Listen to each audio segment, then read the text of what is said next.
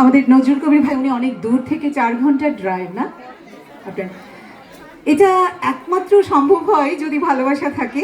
ভালো, ইয়েস, এজাজ ভাইয়ের সেই যে শীষ দেয়া, বোঝা যাচ্ছে এই শীষ দিয়েই পাগল করেছিল মনে হয়, এজাজ ভাইয়ের শীষেই বোধ হয়।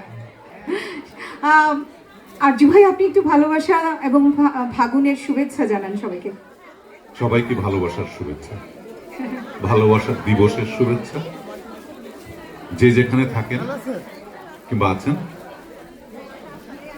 ভালোবাসায় জড়িয়ে থাকবেন। আমি আর নিরু ছোট্ট একটি টুকরো পূর্ণান্তি পত্রীর কথোপকথন 11, খুবই ছোট্ট একটা টুকরো, আমরা সেটা এখন আপনাদের সামনে উপস্থাপন করছি। তুমি আজকাল বড্ড সিগারেট খাচ্ছ শুভঙ্কর।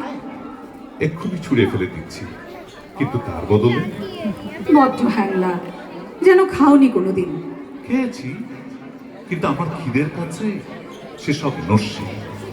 কিন্তু কলকাতাকে এক খাবলায় চিবিয়ে খেতে পারি আমি। মুখের কাছে আকাশটাকে অমলেটের মতো চিড়ে চিড়ে, নক্ষত্রগুলোকে চিনে বাদামের মতো টুকটুক করে, পাহাড়গুলোকে পাপড় ভাজার মতো মড়মড়িয়ে, আর গঙ্গা সে তো এক গ্লাস শরবত। থাক, খুব বীর পুরুষ। সত্যি তাই, পৃথিবীর কাছে আমি এই রকম ভয়ঙ্কর বিস্ফোরণ।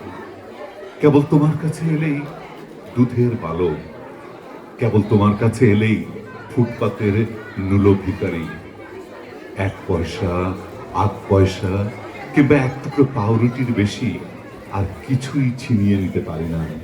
মিথ্যুক, কেন? সেদিন আমার সর্বাঙ্গের শাড়ি ধরে টান মারুনি? হতে পারে, ভিখারিদের কি ডাকাত হতে ইচ্ছে করে না একদিনও? ভিখিরিদের ডাকাত হতে ইচ্ছে করে।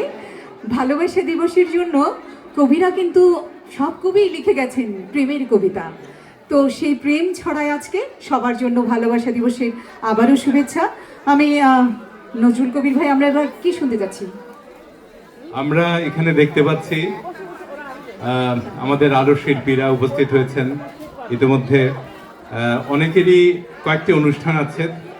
আমি এবারে অনুরোধ করব তাহমিনা আপাকে, যিনি দীর্ঘদিন ধরে নিউ ইয়র্কে চমৎকার সঙ্গীত জগতে বিরাজ করছেন এবং চমৎকার কণ্ঠে, সুরেলা কণ্ঠে তার আলো ছড়িয়ে যাচ্ছেন।